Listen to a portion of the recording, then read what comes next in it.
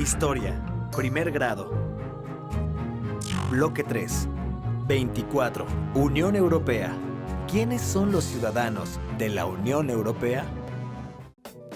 En Europa, en 1992, el Tratado de Maastricht, o Tratado de la Unión Europea, estableció como uno de sus objetivos reforzar la protección de los derechos e intereses de las personas de sus Estados miembros, mediante la creación de una ciudadanía. La ciudadanía europea y los derechos individuales se sustentan en 3 documentos. La Carta de los Derechos Fundamentales de la Unión Europea, vigente en 2009. El Tratado de Funcionamiento de la Unión Europea, que adquirió este nombre en 2009, con el Tratado de Lisboa, aunque tiene antecedente en 1957. Y el Tratado de la Unión Europea, o Tratado de Maastricht, de 1992. Toda persona que tenga la nacionalidad de un Estado miembro es ciudadano de la Unión Europea.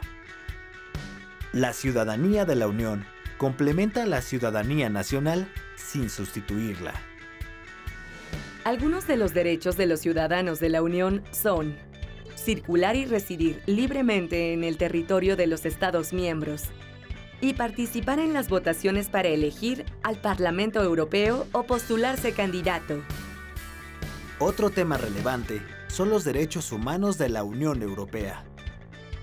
La Carta de los Derechos Fundamentales de la Unión Europea dispone que se adherirá al Convenio Europeo para la Protección de los Derechos Humanos y de las Libertades Fundamentales de 1953, inspirado a su vez en la Declaración Universal de Derechos Humanos de la ONU.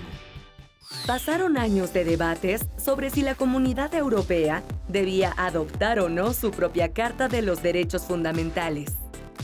En el 2000, el Parlamento Europeo, el Consejo y la Comisión proclamaron la Carta de los Derechos Fundamentales de la Unión Europea en Niza. Tuvo reformas en 2007 y se aprobó con el Tratado de Lisboa en 2009. En esta carta se enumeran los derechos básicos que la Unión debe respetar. El título primero confirma los derechos a la dignidad humana, la vida y la integridad de las personas, así como la prohibición a la tortura, la esclavitud y el trabajo forzado. El segundo reafirma los derechos de libertad física, de pensamiento, conciencia, religión y expresión, respeto a la vida privada y familiar, el derecho a la educación, al trabajo, a la propiedad y al asilo. El tercer título es sobre la igualdad y la no discriminación, así como el respeto de la diversidad cultural, religiosa y lingüística, y derechos del niño, personas mayores y a la integración de las personas discapacitadas. El cuarto título versa sobre la solidaridad. Garantiza la protección de los derechos de los trabajadores para que tengan condiciones justas y equitativas, seguridad social y protección a la salud, prohibición del trabajo infantil y protección de los jóvenes en el trabajo y al medio ambiente. El título quinto enumera los derechos de los ciudadanos de la Unión, como los de votar en elecciones parlamentarias europeas y en las de la localidad donde resida. Y el sexto, el de la justicia, reafirma los derechos a un juez imparcial, a la defensa, a los principios de legalidad y a la proporcionalidad de los delitos y penas. En cuanto a la movilidad de la Unión Europea, el concepto de la libre circulación de personas cambió. En 1957, se refería únicamente a la libre circulación de trabajadores y a la libertad de establecimiento. Fue hasta la celebración de los Acuerdos de Schengen de 1985 y 1990 que se creó un espacio para la libre circulación de personas. Los acuerdos fueron inicialmente firmados por Alemania, Bélgica, Francia, Luxemburgo y los Países Bajos. Actualmente, 26 países participan plenamente en el sistema Schengen.